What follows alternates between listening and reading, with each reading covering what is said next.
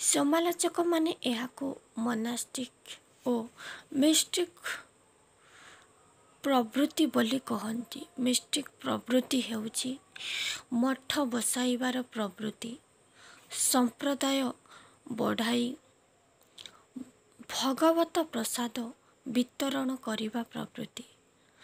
Mystic ପ୍ରବୃତ୍ତି ହେଉଛି ସତତ ଜିଜ୍ଞାସାର ପ୍ରବୃତ୍ତି। ମଠ ବସିଲେ ଧର୍ମ ଜୀବନର କର୍ମଠତା ମରିଯାଏ। ସମ୍ପ୍ରଦାୟ ବଢ଼ିଲେ ଧର୍ମକୁ କେବଳ ଏକ ଗୁରୁ ପ୍ରସାଦ ପ୍ରାପ୍ତ ସମ୍ପତ୍ତି ଭାବରେ ଭୋଗ କରାଯାଏ। ଧର୍ମସ୍ୟ ତତ୍ତ୍ୱ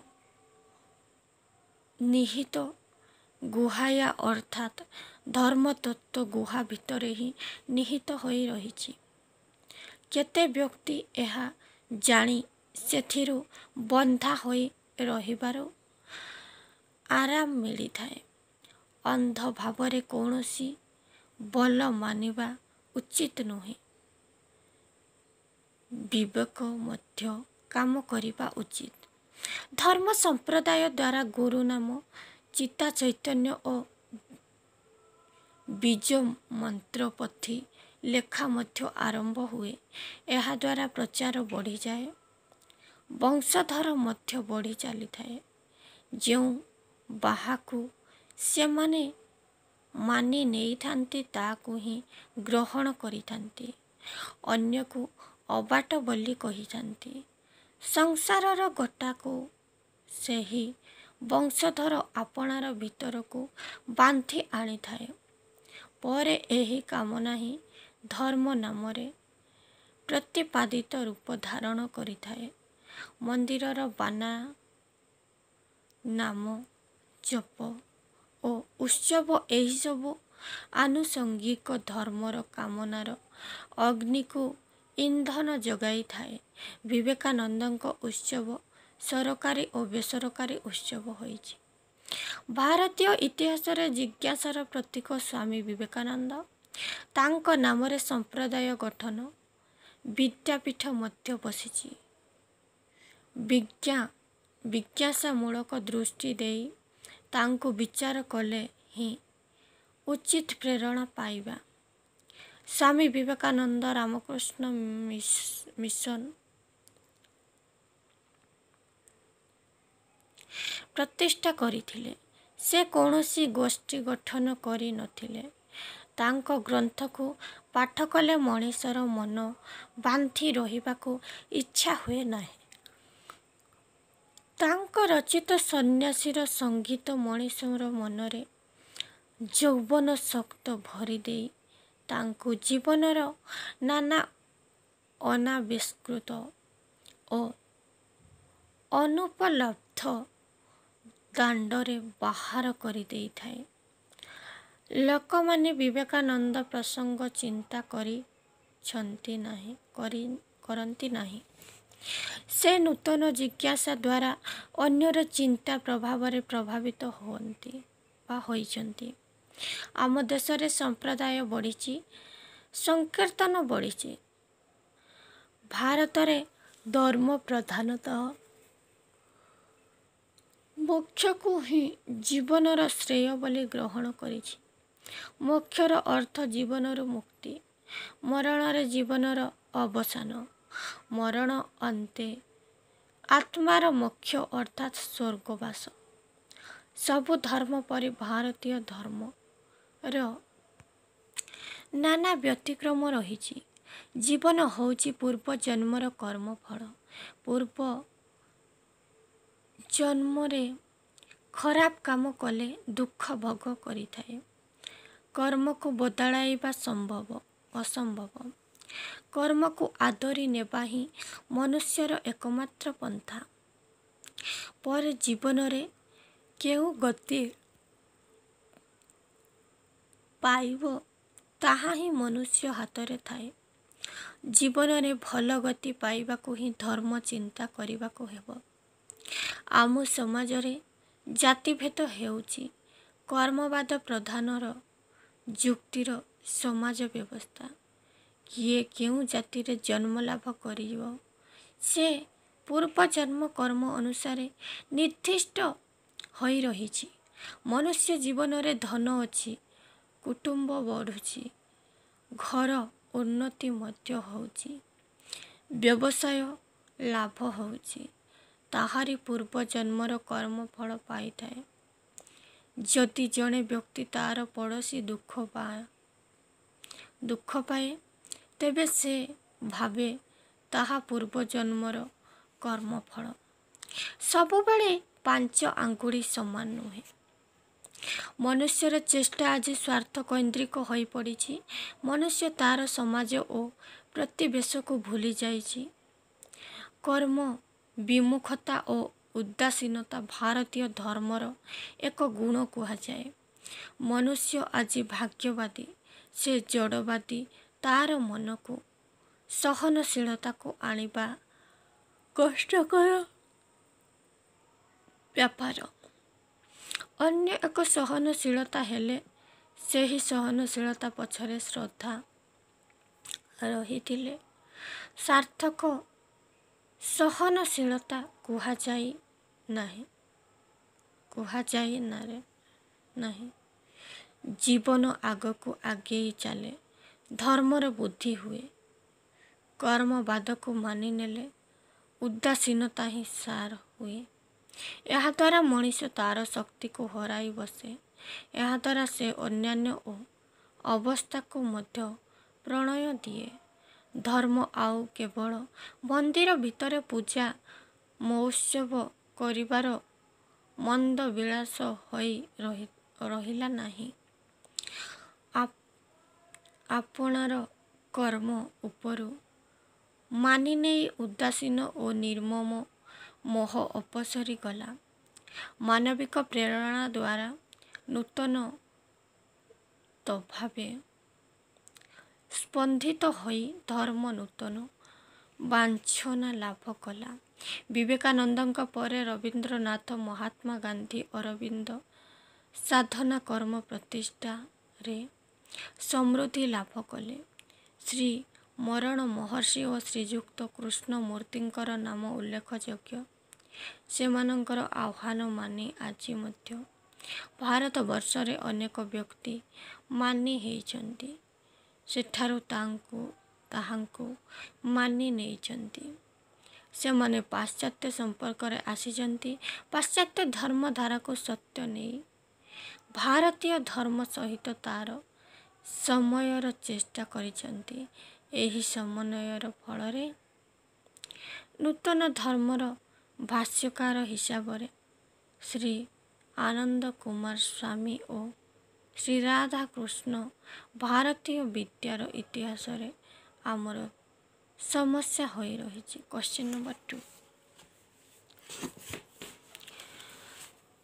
ସ୍ୱାମୀ ବିବେକାନନ୍ଦ ପ୍ରବନ୍ଧରୁ ବିବେକାନନ୍ଦଙ୍କ ଧର୍ମ ଧାରଣା ବିଷୟରେ ଆଲୋଚନା କର। ଓଡ଼ିଆ ପ୍ରବନ୍ଧ ସାହିତ୍ୟ ଆକାଶରେ ଜଣେ ଶ୍ରେଷ୍ଠ ବ୍ୟକ୍ତିତ୍ୱ ହେଉଛନ୍ତି ପ୍ରବନ୍ଧିକ ଚିତ୍ତରଞ୍ଜନ ଦାସ। ତାଙ୍କ ପ୍ରବନ୍ଧ ଭାବଧାରା ସୁଦୂର ପ୍ରସାରୀ। ସେ ସମାଜକୁ ଉଖାରି ନିଖାରି ଦେଖି ସତ୍ୟକୁ ହିଁ ପରିପ୍ରକାଶ କରିଛନ୍ତି। ପ୍ରାବନ୍ଧିକ ଦାସଙ୍କର ଧର୍ମ ଭାବଧାରା ସୁଦୂର ପ୍ରସାରୀ। ସେ ସମାଜକୁ ସମ୍ପର୍କରେ ପ୍ରାବନ୍ଧିକ ଦାସଙ୍କ ଧର୍ମ ସମ୍ପର୍କରେ ଦୃଷ୍ଟିକୋଣ ଯେପରି ମାନବ ସର୍ବସ୍ୱ ସେହିପରି ପ୍ରଶସ୍ତ। ସେ ଧର୍ମକୁ ରକ୍ଷଣଶୀଳତାର ପରିଧିରୁ ମୁକ୍ତ କରି ଦେଇଛନ୍ତି। ଏହାକୁ କୌଣସି ଆଚାର ଭେକ ତତ୍ତ୍ୱ ଓ ପ୍ରତୀକ ଭିତରେ ଦେଖି ନାହାନ୍ତି। ସେ ମଧ୍ୟ ବୁଦ୍ଧିଦୀପ୍ତ ଜଟିଳ ଈଶ୍ୱର ତତ୍ତ୍ୱକୁ ଧର୍ମ କରିନାହାନ୍ତି। କାରଣ ସେ ଭଲ ଭାବରେ ବୁଝାଇଥିଲେ ଯେ ବୁଦ୍ଧିର ମାର୍ଗରେ ପରିଚାଳିତ ହୋଇ ଈଶ୍ୱରଙ୍କ ରୂପ ବିଭୂତି ଓ ଆସନ ନିରୂପଣ କରିବା ଭ୍ରମବୃତ୍ତି ଦ୍ୱାରା ଧର୍ମର ମାର୍ଗ ଯାଇ ହେବ ନାହିଁ। ପୁରୋହିତ, ଧର୍ମଯାଜକ ଓ କ୍ଷମତାସୀନ ଧର୍ମାଧୀଶମାନେ ଧରି ରଖିବାର ଧର୍ମ ବିଶ୍ୱାସ ପ୍ରତି ସେ ଆଦୌ ଆସ୍ଥା ପୋଷଣ କରିନାହାନ୍ତି। ସେ ପ୍ରଥା ସିଦ୍ଧ ଧର୍ମ ବିଶ୍ୱାସକୁ ପ୍ରବଳ ପ୍ରତିବାଦ କରିଛନ୍ତି। ପ୍ରଥା ସିଦ୍ଧ ଧର୍ମ ବିଶ୍ୱାସକୁ ଅସ୍ୱୀକାର ନ କଲେ ନୂତନ ଧର୍ମର ମାର୍ଗ ଫିଟିବ ନାହିଁ। ସେ ଧର୍ମକୁ ଏକ ଉପଲବ୍ଧିର ସମ୍ପଦ ଭାବରେ ବିବେଚନା କରିବା ସହିତ ଅନୁଭୂତିକୁ ଏହାର ବିଚରଣ ଭୂମି ଭାବେ ଗ୍ରହଣ କରିଛନ୍ତି। ଜୀବନର ସତ୍ୟକୁ ମଣିଷଟିଏ କିପରି ଉପଲବ୍ଧି କରିପାରିଛି, ସେଥିରୁ ହିଁ ତାର ଧର୍ମକ ବୁଝିହୁଏ। ଏପରି ଧର୍ମ ଭିତରକୁ ମଣିଷ ଯାଇପାରିଥିଲେ ତା ପାଇଁ ସବୁ ଦ୍ୱାର ଖୋଲିଯାଏ ଓ ବୃହତ୍ତର ଜଗତକୁ ଯିବା ମାର୍ଗ ମଧ୍ୟ ଫିଟିଯାଏ। ସେ ଧର୍ମ ସମ୍ପର୍କରେ ଆପଣାର ଦୃଷ୍ଟିକୋଣର ପରିଚୟ ଦେଖି ଲେଖିଛନ୍ତି, କୌଣସି ଧର୍ମ ସଂସ୍ଥା କାମରେ ମାଲିକ ହୋଇଗଲେ ଜଣେ ବ୍ୟକ୍ତିକୁ ଆମେ ଧର୍ମପରାୟଣ ବା ଧର୍ମ ବଲଇ କହିପାରିବା ନାହିଁ। ତାକୁ ଆମେ ପବିତ୍ର ଶାସ୍ତ୍ରର ମୁଖ୍ୟ ପାତ୍ର ବୋଲି ମାନିପାରିବା ନାହିଁ। ମନୁଷ୍ୟ କେତେ ସମ୍ପତ୍ତି ଆପଣାର ଅଧିକାରକୁ ଆଣିପାରନ୍ତି, ତାହା କେତେ ଶାସ୍ତ୍ର ଅଧ୍ୟୟନ ଶାସ୍ତ୍ର ଆୟତ୍ତ କରିପାରନ୍ତି, ସେଥିରୁ ଆମେ ତାର ଧାର୍ମିକତା ନିର୍ଣ୍ଣୟ କରିବା ନାହିଁ। ମଣିଷର ପ୍ରକୃତିରେ ନିଜେ ଯାହା, ସେଇଥିରୁ ହିଁ ତାର ଧର୍ମ ବିଚାର କରିବ।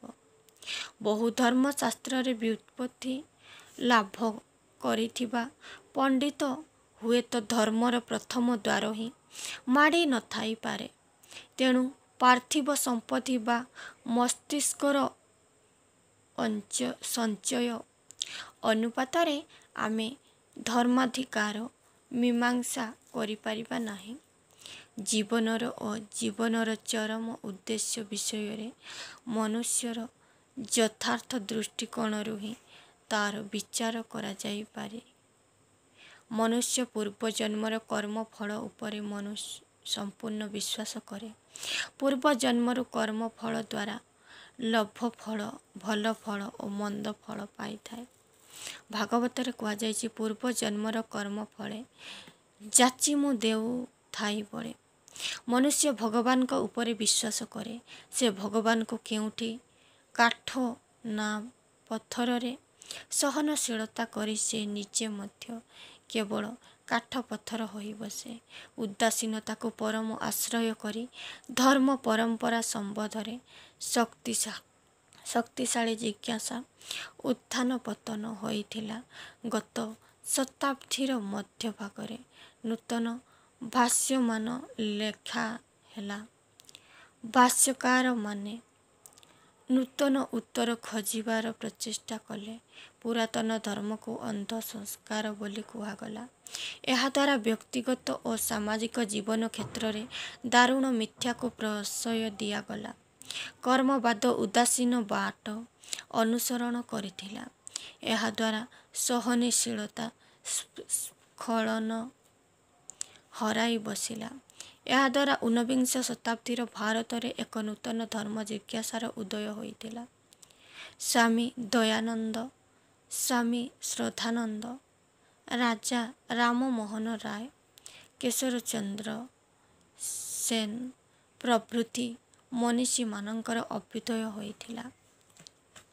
ଏହିମାନଙ୍କ ଅଭ୍ୟୁଦୟ ହେବାର ଅଧିକରଣ ରହିଛି ଊନବିଂଶ ଶତାବ୍ଦୀର ୟୁରୋପୀୟ ଧର୍ମ ସହିତ ଏକ ସଂଘାତରେ ଏକ ସମନ୍ୱୟ ନବଜନ୍ମ ଲାଭ କଲା। ୟୁରୋପ ଧର୍ମ ଓ ଭାରତୀୟ ଧର୍ମରେ ଯେଉଁ ସବୁ ସାରସ୍ୱତ ନିହିତ ରହିଥିଲା, ଉଭୟ ସମନ୍ୱୟରେ ନୂତନ ଧର୍ମର ବିଭବ ସଞ୍ଜାତ ହେଲା। ଅନ୍ଧବିଶ୍ୱାସ ଓ ଉଦାସୀନତାକୁ ଭାଙ୍ଗି ନୂତନ ଜୀବନ ସ୍ରୋତରେ ଧାରା ପ୍ରବାହିତ ହୋଇଥିଲା। ୟୁରୋପ ଜାତୀୟ ଓ ସାମାଜିକ ଚେତନା ଆମର ଧର୍ମ ଚେତନାର ନୂତନ ପ୍ରେରଣା ଓ ଦୃଷ୍ଟି ଭରି ଦେଲା। ঊନବିଂଶ ଶତାବ୍ଦୀରେ ହିଁ ଯଥେଷ୍ଟ ସର୍ବାଗ୍ରହଣ୍ୟ ବ୍ୟକ୍ତି ଥିଲେ ସ୍ୱାମୀ ବିବେକାନନ୍ଦ। ରାମକୃଷ୍ଣ ପରମହଂସ ଆପଣାର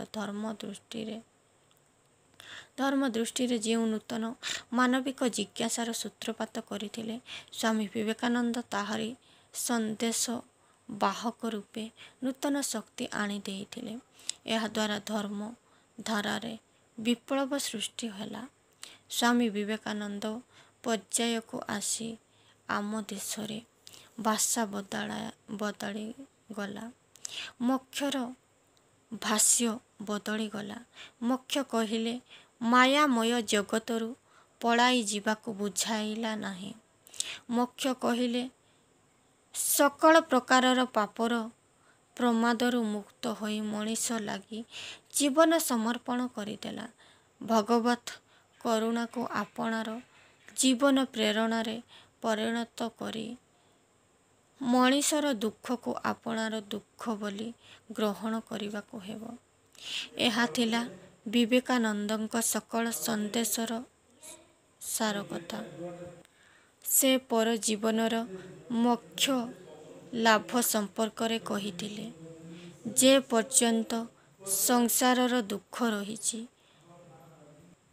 କ୍ଷୁଧା ଓ ବ୍ୟାଧିର ମନୁଷ୍ୟକୃତ ନାନା କୋଷଣରେ ସହସ୍ର ସହସ୍ର ମଣିଷଙ୍କର ଜୀବନ ପଥ ବାରି ହୋଇ ରହିଛି, ସେ ପର୍ଯ୍ୟନ୍ତ ଏ ସଂସାରରେ ମୁଁ ବାରମ୍ବାର ମଣିଷ ଜନ୍ମ ନେବାକୁ ଚାହେଁ।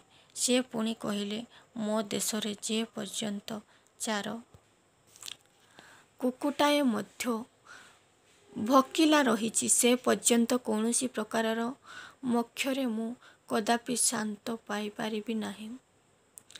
ବୁଦ୍ଧଦେବଙ୍କର ଜୀବନରେ ମଧ୍ୟ ଏହିପରି କରୁଣା ପ୍ରଣୋଦିତ ମାନବିକ ଦୃଷ୍ଟାନ୍ତ ଦେଖିବାକୁ ପାଇଥାଉ। ସେ ବୋଧପ୍ରାପ୍ତ ହୋଇଥିବାରେ ସ୍ୱର୍ଗରୁ ରଥ ଆସି ତାଙ୍କୁ ସ୍ୱର୍ଗକୁ ଯିବାର ଲୋକ ଦେଖାଇଥିଲେ। ସେ ସଂସାରରେ ରହି ସ୍ୱଧର୍ମର ପ୍ରଚାର କରିବାକୁ ହିଁ ଆପଣାର ଧର୍ମ ବୋଲି ଗ୍ରହଣ କରିଥିଲେ। ସେ ସ୍ୱର୍ଗର ପ୍ରଲୋଭନକୁ ପ୍ରତ୍ୟାଖ୍ୟାନ କରିଥିଲେ। ବୁଦ୍ଧଦେବଙ୍କୁ ଭଗବାନଙ୍କର ଅବତାର ବୋଲି ପୂଜା କରିବାର ଫିକର କରି ତାହା ଲୌକିକ ବୋଲି ଗ୍ରହଣ କରିଥିଲେ। ବୁଦ୍ଧଦେବଙ୍କୁ ସମସ୍ତେ ଭୁଲି ଯାଇଥିଲେ। ସ୍ୱାମୀ ବିବେକାନନ୍ଦ ସେହି କଥାକୁ କହିବାକୁ ଆସିଥିଲେ। କର୍ମବାଦକୁ ଭାଙ୍ଗି ଦେଇ ମାନବିକ ଧର୍ମରେ ଦୀକ୍ଷା କରାଇବାକୁ ଆସିଥିଲେ। ପାଇବ ତାହା ହିଁ ତାର ମୁଖ୍ୟ ବିଷୟ। ଭକ୍ତ ପାଇଁ ଭଗବାନ ସଦାସର୍ବଦା ତତ୍ପର। ଭକ୍ତର ଗୋଡ଼ରେ କଣ୍ଟା ପଶିଲେ ଭଗବାନ ଆସି ଉଭା ହୁଅନ୍ତି। ପ୍ରାଚୀନ କାଳରେ ଲୋକମାନେ ବିଶ୍ଵ ଉପରେ ବହୁ ସମ୍ପୂର୍ଣ୍ଣ ବିଶ୍ୱାସ କରୁଥିଲେ। ଯଥା ବିଶ୍ୱାସେ ମିଳଇ ହରି ତର୍କେ ବହୁ ଦୂର। ତର୍କ ଦ୍ୱାରା ହିଁ ବିଶ୍ୱାସ ଜନ୍ମିଥାଏ। ସେହି ବିଶ୍ୱାସ ଜନ୍ମିତା ପରେ ମନୁଷ୍ୟ ଭଗବାନଙ୍କ ପାଖାପାଖି ହୋଇପାରେ। ଭଗବାନଙ୍କୁ ପାଇଗଲେ ସେ ଭାବେ ତା ଜୀବନରେ ସେ ସବୁ କିଛି ପାଇଗଲା, ସବୁ ମଧ୍ୟ ଶେଷ ହୋଇଗଲା। କର୍ମ ଫଳ ଦ୍ୱାରା ହିଁ ସେ ସଂସାରରେ ବିଭିନ୍ନ କାର୍ଯ୍ୟ କରିଥାଏ। ଯଦି ଜଣେ ବ୍ୟକ୍ତି ଭଲରେ ରହିଲା, ସେ ଦିନ ଭଲରେ କାଟିଲା, ତେବେ ତାହା ପୂର୍ବ ଜନ୍ମର କର୍ମଫଳ ରୂପେ ଗ୍ରହଣୀୟ। ତାର ପଡ଼ୋଶୀ ଯଦି ଦୁଃଖରେ କାଳାତିପାତ କଲା, ସେଥିରେ ତାର ଯାଏଆସେ ନାହିଁ। ସେ ସେଥିରେ ମୁଣ୍ଡ ଖେଳାଏ ନାହିଁ। ସବୁବେଳେ ନିଜ ସ୍ୱାର୍ଥରେ ଲାଗି ପଡ଼େ। ସ୍ୱାର୍ଥ ଆଶାରେ ସେ ସବୁ କରିଥାଏ। ତାର ସ୍ୱାର୍ଥରେ ଆଞ୍ଚ ଆସିଲେ ସେ ପଶ୍ଚାତ୍ପଦ ହୁଏ ନାହିଁ। ଆଜି ଧର୍ମର ବାନା ଚତୁର୍ଦିଗରେ ଉଡ଼ି ଚାଲିଛି। ସମସ୍ତେ ବିଶ୍ୱାସ କରୁଛନ୍ତି ବିଭିନ୍ନ ଧର୍ମକୁ ତଥା ବିଭିନ୍ନ ସମ୍ପ୍ରଦାୟକୁ। ସାମ୍ପ୍ରଦାୟିକତା ଆଜି ଚତୁର୍ଦିଗରେ ପ୍ରକାଶିତ ହୋଇଛି। ସେହି ସମ୍ପ୍ରଦାୟ ବଳରେ ହିଁ ମଣିଷ ଚିତା ଚୈତନ ଖାତାପତ୍ର ଇତ୍ୟାଦି ଧରି ବୁଲୁଛି। ସମସ୍ତଙ୍କୁ ନିଜ ଭିତରକୁ ଟାଣି ଆଣିବା ପାଇଁ ଚେଷ୍ଟା କରୁଛି। ମନୁଷ୍ୟ ନିଜ କାମ ପାଇଁ ସବୁବେଳେ ତତ୍ପର ହୋଇ ଉଠିଛି, କିନ୍ତୁ ଅନ୍ୟର କାମ ପ୍ରସଙ୍ଗ ସେ ଚିନ୍ତା କରିପାରୁନାହିଁ। ସବୁବେଳେ ଉଦାସୀନ ମନୋଭାବ ନେଇ ସେ କାର୍ଯ୍ୟ କରିଥାଏ। ଉଦାସୀନତା ତା ପାଖରେ ଚାପ ହୋଇଥାଏ। ସେ ସହନଶୀଳତାରେ ଯଦି ଶ୍ରଦ୍ଧାଭାବ ନ ରଖି ପାରିବ, ତେବେ ସେହି ସହନଶୀଳତା ଭାବଟି ହିଁ ଠିକ୍ ଭାବରେ ପରିମାର୍ଜିତ ହୋଇପାରିବ ନାହିଁ। ଏଥିପାଇଁ ସମୟ ଆବଶ୍ୟକତା ନୁହେଁ, ବରଂ ଶ୍ରଦ୍ଧା ହିଁ ଆବଶ୍ୟକତା ହୋଇଥାଏ। ପ୍ରାବନ୍ଧିକ ଚିତ୍ତରଞ୍ଜନ ସ୍ୱାମୀ ବିବେକାନନ୍ଦଙ୍କ ଧର୍ମୀୟ ଦୃଷ୍ଟିକୋଣକୁ ପସନ୍ଦ କରିଛନ୍ତି, କାରଣ ଯୁଗ ଯୁଗର ଅନ୍ଧବିଶ୍ୱାସକୁ ଭାଙ୍ଗି ସେ ଆମର ଧର୍ମୀୟ ଜୀବନକୁ ନୂତନ ଶକ୍ତି ପ୍ରଦାନ କରିଥିଲେ। ସ୍ୱାମୀଜୀ ବିଶ୍ୱାସକୁ ଜୀବନ୍ତ ଓ ପ୍ରାଣମୟ କରିବା ସକାଶେ ନୂତନ ଭାବରେ ଜିଜ୍ଞାସାର ମାର୍ଗ ଦେଇ ଧର୍ମକୁ ଦେଖାଇଥିଲେ। ଏହାଦ୍ୱାରା ଊନବିଂଶ ଶତାବ୍ଦୀର ଶେଷ ପାଦ ବେଳକୁ ଧର୍ମର ଭାଷା ବଦଳିଗଲା। ଧର୍ମ ମନ୍ଦିର ଭିତରେ ଆଉ ଆତ୍ମଗୋପନ କରି ରହିଲା ନାହିଁ। ପୂଜା ମହୋତ୍ସବ ଭିତ୍ତିକ ଧର୍ମ ପ୍ରତି ଜନସାଧାରଣଙ୍କ ଶ୍ରଦ୍ଧା ଅପସରି ଗଲା। ମାନବିକ ପ୍ରେରଣା ଲଭା କରି ଧର୍ମ ମଣିଷ ଜୀବନର ଏକ ପ୍ରତ୍ୟେକ ଭୂମିକା ଗ୍ରହଣ କଲା। ଫଳରେ ମୋକ୍ଷ କହିଲେ ଏ ସଂସାରର ଛାଡ଼ି ପଳାଇବାକୁ ବୁଝାଗଲା ନାହିଁ, କିମ୍ବା ପରକାଳ ପ୍ରତି ମଣିଷ ଆଉ ଗୁରୁତ୍ୱ ରହିଲା ନାହିଁ। ସାମାଜିକ ଓ ମାନବିକ ନ୍ୟାୟ ଅନ୍ୟାୟକୁ ଦୃଷ୍ଟିରେ ରଖି ଧର୍ମର ବିଶ୍ଳେଷଣ କରାଗଲା। ସେ ସ୍ୱାମୀଜୀଙ୍କୁ ଭାରତୀୟ ଧର୍ମ ଇତିହାସରେ ମାନବବାଦୀ ଚିନ୍ତାଧାରାର ଅଧିଲୋକ ବୋଲି କହିଛନ୍ତି। ସ୍ୱାମୀଜୀଙ୍କ ଧର୍ମୀୟ ଚିନ୍ତାଧାରା ସମ୍ପର୍କରେ ଆଲୋଚନା। ଏପରି କାର୍ଯ୍ୟ ଦ୍ୱାରା ସ୍ୱାର୍ଥକେନ୍ଦ୍ରିତା ପ୍ରକଟିତ ହୋଇଛି। ଊନବିଂଶ ଶତାବ୍ଦୀରେ ଭାରତରେ ଏକ ନୂତନ ଧର୍ମ ଜିଜ୍ଞାସାର ଉଦୟ ହୋଇଥିଲା। ସ୍ୱାମୀ ଦୟାନନ୍ଦ, ସ୍ୱାମୀ ଶ୍ରଦ୍ଧାନନ୍ଦ, ରାଜା ରାମମୋହନ ରାୟ ଓ କେଶବଚନ୍ଦ୍ର ସେନ ମିଶି ଏକ ନୂତନ ଧର୍ମ ପ୍ରବର୍ତ୍ତନ କରିଥିଲେ। ଏହାଦ୍ୱାରା ପୁରାତନ ଧର୍ମର ପିଢ଼ି ଉପରେ ନୂତନ ଧର୍ମ ମୁଣ୍ଡ ଟେକିଲା। ସେହି ନୂତନ ଧର୍ମ ପୁରାତନ ଧର୍ମକୁ ଗ୍ରହଣ କରିପାରିଲା ନାହିଁ।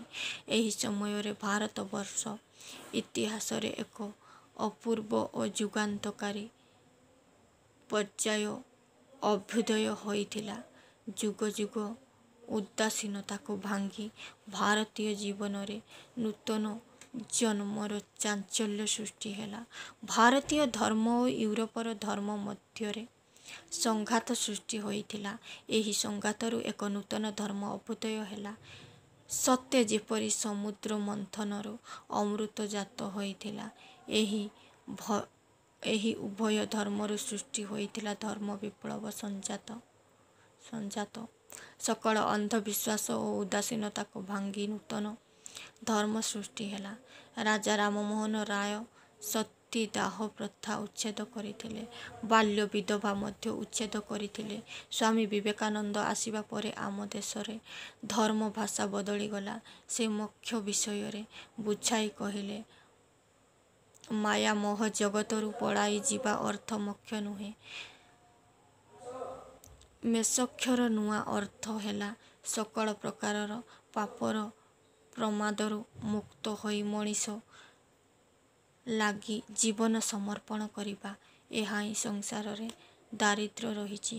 ଏଠାରୁ ପଳାଇ ଯିବା ଲାଗି ଭଗବତ୍ ଭଜନ କଲେ ତାହା ଧର୍ମ ବୋଲି କୁହାଯାଏ ନାହିଁ। ସେ ସଂସାରରେ ରହିବାକୁ ହିଁ ଇଚ୍ଛା କରୁଥିଲେ, ସେଥିପାଇଁ ସେ ମନା କରିଦେଲେ।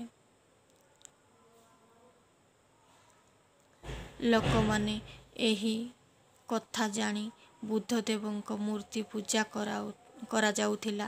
ସ୍ୱାମୀ ବିବେକାନନ୍ଦ ମଧ୍ୟ କର୍ମବାଦକୁ ଭାଙ୍ଗି ଦେଲା। ସେ ଏକ ନୂତନ ଧର୍ମ ପ୍ରବର୍ତ୍ତନ କରିଥିଲେ। ନୂତନ ଧର୍ମରେ ରବୀନ୍ଦ୍ରନାଥ, ମହାତ୍ମା ଗାନ୍ଧୀ, ଶ୍ରୀ ଅରବିନ୍ଦଙ୍କ କର୍ମ ପ୍ରତିଷ୍ଠା ମଧ୍ୟରେ ପାର୍ଥକ୍ୟ ପରିଲକ୍ଷିତ ହୋଇଥିଲା। ମହାତ୍ମା ଗାନ୍ଧୀଙ୍କ ପରେ ବିନୋବା ମଧ୍ୟ ସେହି ଧର୍ମରେ ଦୀକ୍ଷିତ ହେଲେ। ଚତୁର୍ଦିଗରେ ନୂତନ ଧର୍ମ ପରିପ୍ରକାଶ ଲାଭ କଲା। ଶ୍ରୀ ଆନନ୍ଦ କୁମାର ସ୍ୱାମୀ, ଶ୍ରୀ ରାଧାକୃଷ୍ଣ ମଧ୍ୟ ଭାରତୀୟ ବିଦ୍ୟାର ଇତିହାସରେ ଚିରନମସ୍ୟ ହୋଇ ରହିଛନ୍ତି। ଆଜିର ଆଲୋଚନା ଏତିକିରେ ସମାପ୍ତ କରୁଛି। ପରବର୍ତ୍ତୀ ଭିଡ଼ିଓରେ ଅନ୍ୟ ଲଙ୍ଗ କ୍ୱେଶ୍ଚନ୍ ଆଲୋଚନା କରିବି। ନମସ୍କାର।